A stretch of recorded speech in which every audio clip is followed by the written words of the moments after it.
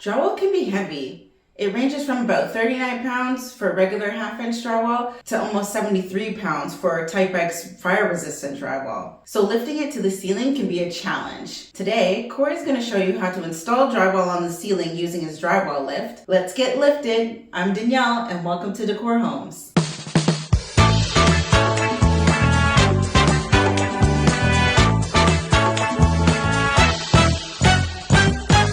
Hi there, Corey from De-cor Homes here.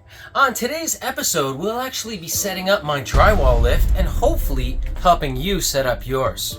Now, drywall lifts, the whole purpose of a drywall lift is to be able to put drywall on a device that actually lifts the drywall for you.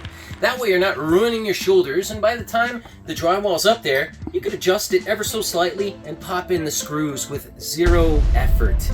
So, the drywall lift, we got three pieces. We have the base, which has wheels. We have the crank, which cranks it up. And we have this third unit, which actually holds the drywall.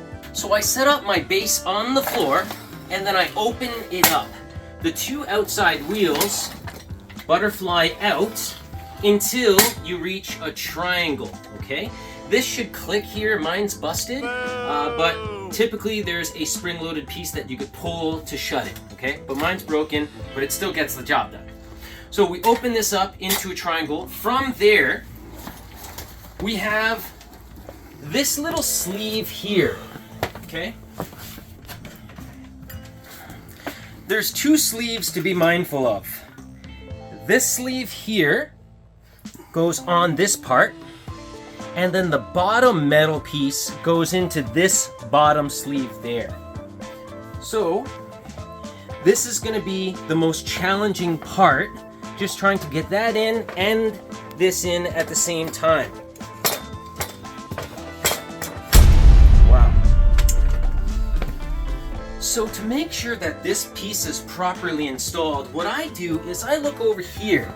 This sleeve here, I make sure that this piece is properly in, and it is. And then second, there's this piece of metal here. I always make sure that there's no gap in between here. If there's a gap in there, then you know that this sleeve isn't in properly.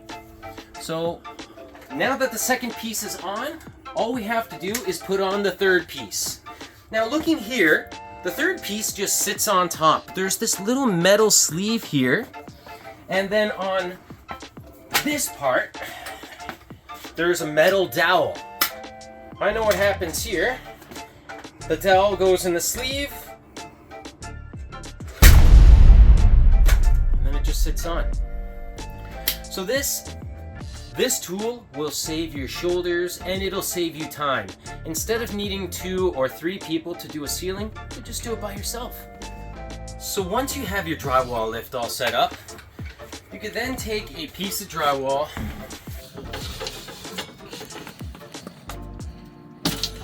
you pop your drywall onto the lift.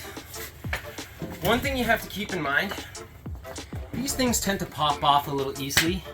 So when they fall on the ground, just make sure you put them on properly, or maybe like just super glue them in. So you have your drywall on the crank, then you just crank it up to the ceiling. You can make slight adjustments if you need to, if you want to go exactly half on a stud. Then from there, you just screw your stuff in.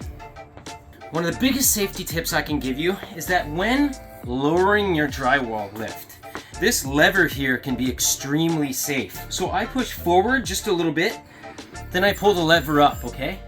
But don't let go with your right hand, because if you do, this thing can go so quick that it'll come, and if it hits you, it'll probably break your hand or your wrist.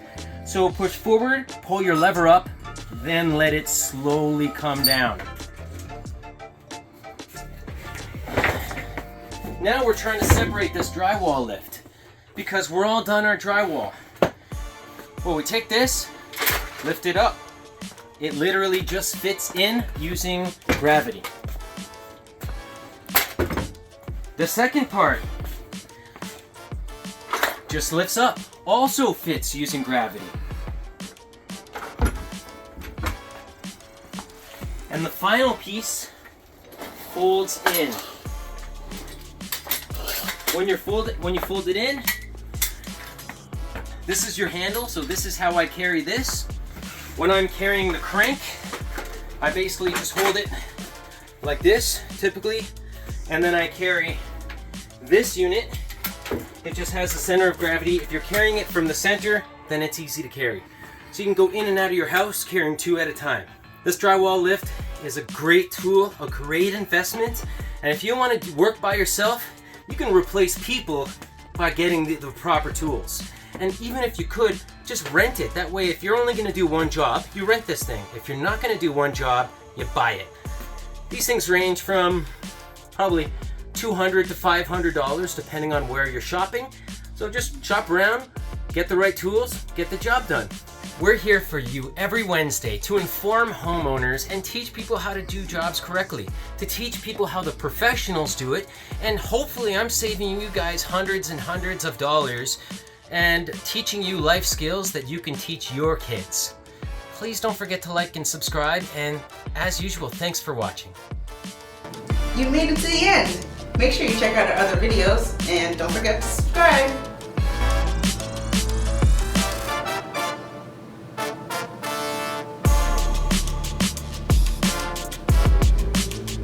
See you next time.